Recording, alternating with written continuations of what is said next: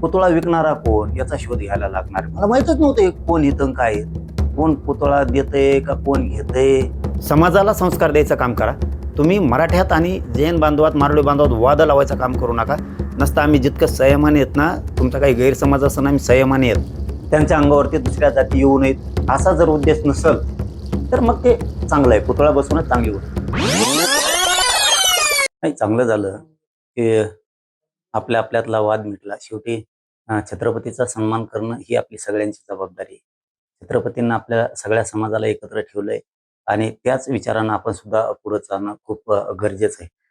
खूप आनंदाची गोष्ट झाली. रात्री पण SP साहेबांनी सोलापूरच्या सांगितलं होतं की आम्ही बसून 100% मिटवणार आहेत. म्हणूनच मग आम्हाला जाहीरपणानं आपला दौरा टाकता आला नाही. परंतु कौतुक करतो मी सगळ्यांचं की पुढचे होणारा मोठा वाद ह्यो टळलाय. आता याच्या पाठीमागं कोण होतं, काय होतं हे पोलीस प्रशासनानं शोधून काढलं पाहिजे. परंतु खूप चांगलं झालं की हा वाद मिटलाय. दोन्ही बांधव धनगर आणि मराठा गुण्यागोविंदाने गावात नांदतील. फरांदे बाबांचाही मला काल फोन होता की तुम्हाला यावंच लागतंय. ते धर्मगुरू आहेत धनगर समाजाचे. आणि मराठा समाजाचा एक फोन होता की तुम्हाला यावंच लागणार आहे. आपण बसून तोडगा काढू. मी त्याच वेळेस बाबाजींना म्हणजे फरांदे बाबाजी आहेत त्यांना शब्द दिला होता की शांततेत बसून वाद 100% मिटला जाईल. वाद कुठेही होणार नाही.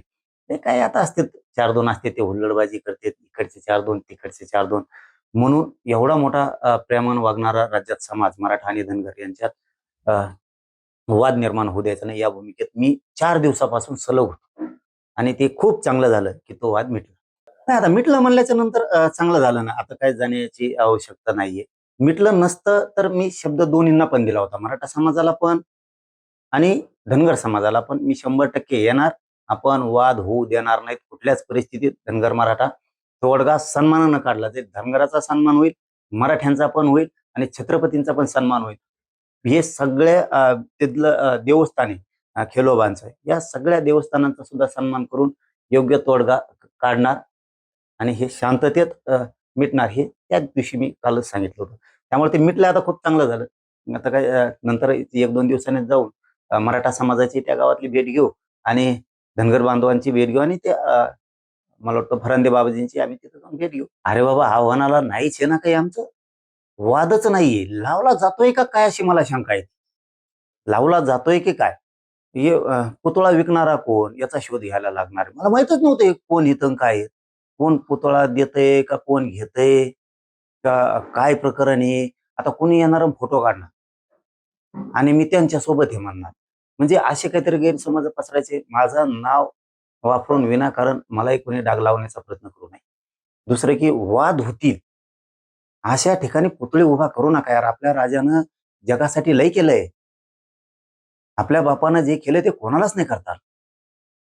होय आमच्यासाठी प्राण आहेत छत्रपती शिवराय. आमच्या या आयुष्याला किंमतच नाहीये छत्रपती विना. आणि त्या छत्रपतींसाठी जिथं वाद होतील ना, माझं एक प्रामाणिक मत आहे. जिथं वाद होतील तिथं बसूच नका ना. विनाकारण तुम्ही असं वाद होईल अशा ठिकाणी बसवायचं. म्हणजे हे काय आता मला हे काही षड्यंत्रच कळायला तयार नाहीये. काय आहे? षड्यंत्राला केलं की झाला जाती दंगली. परत मराठा समाजाची पोरं आम्हाला फोन करतात की इथं असं झालंय. अरे हे काही षड्यंत्र आहे का? हेही मराठा समाजानं बघणं खूप गरजेचं आहे. आपल्यापासून दलित मुस्लिम तुटला नाही पाहिजे. आपल्यापासून बहुजन वर्गातला माणूस तुटला नाही पाहिजे. आपल्यापासून धनगर हे सगळे समाज, लमाणा समाज जेवढे समाज आहेत, हे समाज तुटले नाही पाहिजेत. मग हे मराठ्यांपासून तोडण्याचं कोणाचं काही षड्यंत्र आहे का? हे सुद्धा मराठा समाजाने बघितलं पाहिजे, विचार केला पाहिजे याच्यावरती. आपला राजा आपल्यासाठी प्राण आहे. तिथं कॉम्प्रोमाइजच होऊ शकत नाही. तुम्ही पुतळेही बसवा, हरकत नाही. पण तुम्ही त्याच्या आडून काही कोण करतंय का? आपल्यात तेढ निर्माण करतंय का? मराठ्यांच्या विरोधात दुसऱ्या जाती जातायत का? ह्यो घालण्याचा प्रयत्न केला जातोय का? हे कोण करतंय? हे पण आपण बघितलं पाहिजे ना? का सगळ्याच या अंगावर घ्यायच्या? हे सुद्धा त्याच्यात खूप मोठं षड्यंत्र असू शकतं असं वाटतंय. आणि त्याच्या शोधात मी तर 100% जाणार. 100% जाणार आहे. हे पुतळे देतंय कोण? देणारा कोण?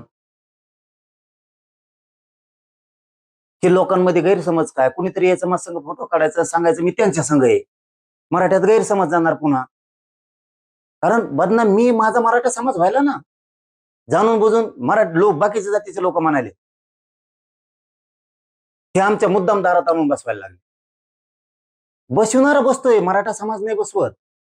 किंवा आम्ही तसं सांगत पण नाहीत कोणाला की पुतळा इकडे बसवा, पुतळा तिकडे बसवा. मी कधीही कोणाला सांगत नाही, बसाही म्हणत नाही आणि नको पण म्हणत नाही.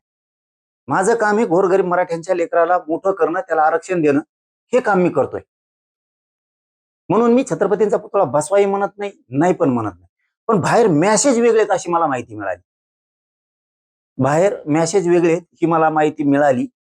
म्हणून मी आता ते शोधात लागलोय की ही टीम कोण आहेत बाबा, पुतळा कोण विकतय, कोण कुठं नेऊन बसतय, जाणून बुजून हे कुणी बसवलाय, असं काय हाय का याचा शोध घेतोय मी. शंका घेत नाही. कुणी बसवलाय भूमला, कोणी विकणारा हे बघायला लागलं ना. कारण दलित मराठा लागायला लागलं ना विनाकारण. हे विकणारा कोण, बसवणारा कोण हे मला बघणं गरजेचं आहे. कळंबला तसंच झालंय जणू. आता अंजनगावला पण तसंच झालंय की पुतळा नेऊन बसवायचा आणि मग फोटो लावून द्यायचा. मग आता हे काही षडयंत्र आहे का? मराठ्यांच्या अंगावरती धनगर घालायचा, मुस्लिम दलित घालायचा, हे बघावं लागणार आहे. त्याच्या आडून कुणी हाय का माहिती आता ते घ्यायला लागल. जो कोणी विकतोय घेतोय यांची प्रामाणिक इच्छा असू पण शकते, पण याच्या आडून हा पण डाव आहे का हेही बघावं लागणार आहे. कारण हे कोण पुतळे विकतंय हेच मला आतापर्यंत माहित नव्हतं, माहितच नाही. आता त्याची माहिती घेतोय. पुतळे विकणारे कोण, घेणारे कोण, बसवतोय कोण, कशामुळे बसवताय, वाद व्हावा म्हणून का प्रामाणिक इच्छा चांगली आहे म्हणून, हरकत नाही. मग पण शक्यतो माझा हात जोडून म्हणणं आहे सगळ्यांना, तुम्ही वाद होईल अशा ठिकाणी पुतळे बसूच नका. आपल्या राजासाठी गुंठा 2 गुंठे विकत घेऊ, शान केसात मोठं बांधकाम करू आणि मोठाले बसवून बसवायचे. तर ते 20-30 लाख आले ते ब्राऊनचे का कशाचे ते बसवा, मोठमोठाले बसवा ना. मराठा समाजांनी आपलं दैवत बसवायचं ना, चांगले मोठाले बसवा. पण वाद होईल असं कुणीही वागू नका, कुणीच. इथून पुढं वाद होतील अशा ठिकाणी पुतळे बसू नका. आणि तुम्हाला तरी बसवायचे असतील तर ती तुमची जबाबदारी. आणि मग काय, मग दुसरं आहे काय? हे बघा, माझा राजा बसतोय तिथं माझा फोटो लावला तरी चालतो, हरकत नाही. पण तुमचा उद्देश काय? जाती जाती दंगली घडून आणणं हा उद्देश आहे का छत्रपती बसलेच पाहिजेत हा उद्देश आहे? हे लय महत्वाचं. अरे तुम्ही जिथं जिथं बसतो तिथं तिथं जातीच मराठ्यांच्या अंगावर चालल्या. मग तुमचा उद्देश पुतळा छत्रपती बसवणं नाहीये, तर जाती जाती तेढ निर्माण करणं हाही उद्देश असण्याची शक्यता आहे दाट आहे. कारण सध्या बघा, तुम्ही बारीक विचार केला तर, मला खरं बोलायचं सवय म्हणून मी बोलणारच. बारीक विचार केला, आरक्षणाच्या लढाईच्या वेळेस दलित मुस्लिम बांधव बिचारे पळत होते. मग आता मराठ्यांच्या बाजूनं दलित मुस्लिम धनगर, उदाहरणार्थ ह्या लमानी समाज, मायक्रो ओबीसी, हे सगळे बांधव आहेत. त्यांचे ते नेऊन बसेला की झुपलं ना मराठ्यांचं दलिताचं, झाला उद्देश सार्थ यांचा. मग तुम्हाला पुतळा बसवायचा आहे का जाती जाती आमच्या जुटून द्यायचं, मुसलमानाच्या दारात नेऊन बसून द्यायचा छत्रपती शिवरायांचा पुतळा कळंबला का कुठेतरी, उदाहरणार्थ त्या चौकात. तुम्ही छत्रपती म्हणून बसवा, आमची हरकत नाही. पण मराठ्यांच्या विरोधात मुस्लिम बी गेले पाहिजे, दलित बी गेले पाहिजे, हे मला पटत नाही. तुम्ही पुतळा अवश्य बसवा, छत्रपती म्हणून बसवा, जाती अंगावर गेल्या पाहिजेत म्हणून नाही. रूमला तसंच, आता त्या अंजनगावला तसं. म्हणजे आम्ही धनगर बांधवांना त्यांच्या लेकराबाळाला आरक्षण मिळावं म्हणून पाठिंबा देतो. तुम्ही ते देवस्थानाच्या ठिकाणी नेऊन बसवणार पुतळा. तुम्ही एखाद्या चौकात पुढे बसवलं असतं तर ठीक होतं. तुम्ही रच्चे नेणार आणि ते नेऊन बसणार, याचा अर्थ छत्रपतींचा पुतळा बसवणं उद्देश नसावा, तर मराठ्याचं धनगराची कुटाकुटी कशी लागल हा उद्देश असला पाहिजे. तुम्हाला जर छत्रपतींविषयी प्रेम आहे, मला जर पुतळे बसवायचे, आमचे ना नाही आहे ना, आम्ही नाही म्हणतो का, तुमचा उद्देश काय हे नाही कळत तुम्हाला. पण याच्या पाठीमागून कोण आहेत हे सुद्धा बघणं खूप गरजेचं आहे. उगाच आता फोटो दिसला माझा म्हणून मराठा समाजाने लगेच तोच उद्देश समोर घेऊन चालायचं, हे सुद्धा बरोबर नाही. मराठा समाजाने बारीक विचार केला पाहिजे. आपल्याला छत्रपती महाराज बसवायचे, मग बसवला पाहिजे. पाटलांचा फोटो आहे म्हणून आपण छत्रपती बसवलाय, पण त्याचा उद्देश वाईट आहे हे पण बघितलं पाहिजे. हा एक पुतळे बसवणं हा उद्देश पुतळाच बसवणं आहे का जाती तेढ निर्माण करणं आहे, मराठ्यांच्या अंगावरती सगळ्या जाती घालणं, मलाही बदनाम करणं, असं काही आहे का? त्याचा मी पण शोध घेणार आहे. नसेल तर चांगली गोष्ट आहे. जर माझ्या समाजाला बदनाम करायचं किंवा त्यांच्या अंगावरती दुसऱ्या जाती येऊ नयेत असा जर उद्देश नसेल तर मग ते चांगलं आहे, पुतळा बसवणं चांगली गोष्ट. पण तो उद्देश असेल तर अवघड आहे, कारण तोच उद्देश मला दिसतोय. कारण प्रत्येक जागेवरती मराठ्यांच्याच अंगावरती जाती येतील असाच प्रयोग राबवला जातोय. मला हे बघा, मी मी अशी पोलिसांकडे कुठली मागणी करणार नाही. शेवटी तो ज्यांचा त्यांचा रोल आहे, मी याच्यात जाणारच नाही. फक्त मला जे वाटलं ते मी केलंय, मला जे वाटलंय ते मी बोललोय की हे सत्य आहे की मराठ्यांना विनाकारण दुश्मन मानणारे लोक आहेत. आम्ही लय डोळ्यात चलतो लोकांच्या. आम्ही मराठ्यांनी काय नाही करून आम्ही मराठे मोठे होऊ नयेत म्हणून आम्ही खूप डोळ्यात चलतो लय जणांच्या, प्रचंड चलतो. त्याच्यात ज्या ज्या जाती मराठ्यांकडून आहेत त्यांच्या मनात सुद्धा रोष भरायचं काम जर तुम्ही करणार असलात तर तुम्ही खूप वाईट गोष्ट करताय. छत्रपती बसवलेच पाहिजेत या मताचा मी ठाम आहे, पण त्याच्या आडून मराठ्यांच्या अंगावर दुसऱ्या जाती गेल्या पाहिजेत हे मला अजिबात पटत नाही. कारण माझ्या मराठी खूप डोळ्यात लोक चलतेत. माझ्या मराठ्याचे पोरं कधी अधिकारी व्हावं असं कोणालाही वाटत नाही. आमचं उच्च शिक्षण व्हावं असं कोणालाही वाटत नाही.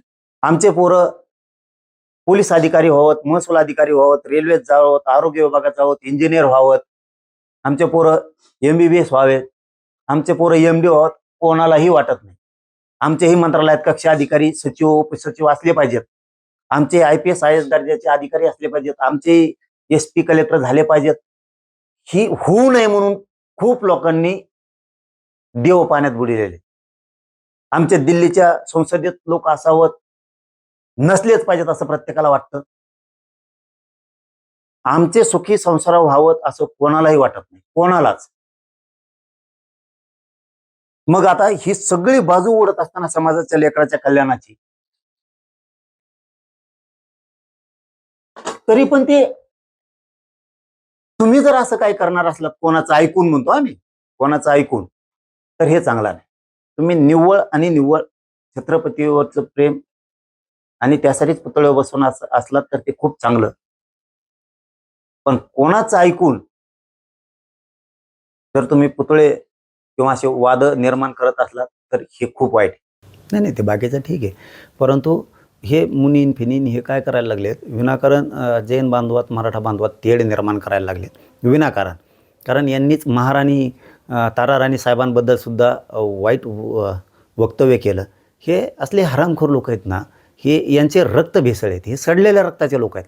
हे मुनी असूच शकत नाहीत. हे मुनीरभाई झाले आता. हे आता मुनीरभाई झालेत, निजामभाई मुनीरभाई आहेत ना, हे मुनीरभाई झालेत आता.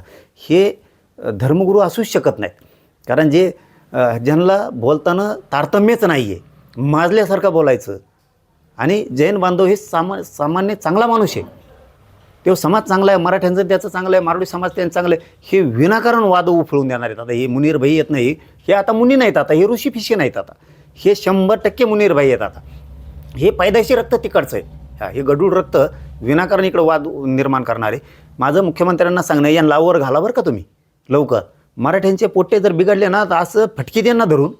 मग आता शेवटी आमच्या दैवतावरती हे जर असं ताराराणी साहेबांबद्दल असं काय बोलत असतील तर आम्ही सहन नाही करणार. आम्ही विचार नाही करणार परिणाम काय होणार आहेत. यांच्यावरती गुन्हे दाखल करून यांचे तोंड लवकर बंद करा. आणि जैन बांधवांना माझं आव्हान आहे की तुम्ही चांगले लोक आहेत, तुम्ही ह्या मुनींचे कानं उपटा, यांना सांगा नीट राहा म्हणून. तुम्ही समाजाला संस्कार द्यायचं काम करा. तुम्ही मराठ्यात आणि जैन बांधवात मारवाडी बांधवात वाद लावायचं काम करू नका. नसता आम्ही जितकं संयमाने येत ना, तुमचा काही गैरसमज असताना आम्ही संयमाने येत. तुम्ही लय बेकार दिवसाला सामोरं जावं लागत तुम्हाला. एकदा जर आम्ही सरकलं ना आमचं तर आम्ही मागं पुढं मग बघणार नाहीत. मराठ्याला रस्त्यावर उतरायची वेळ सरकारनं येऊ देऊ नका, यांना थांबवा. ह्या मुनीर भाईला लवकर थांबवा, नसता मुनीर भाईचं कानपाड फुटल. हो, आम्ही राजांवरती आल्याच्या नंतर सहन नाही करणार, मग सहन नाही करणार. जे परिणाम भोगायची वेळ येईल ते बघू, पण यांना मग नीटच करू आम्ही.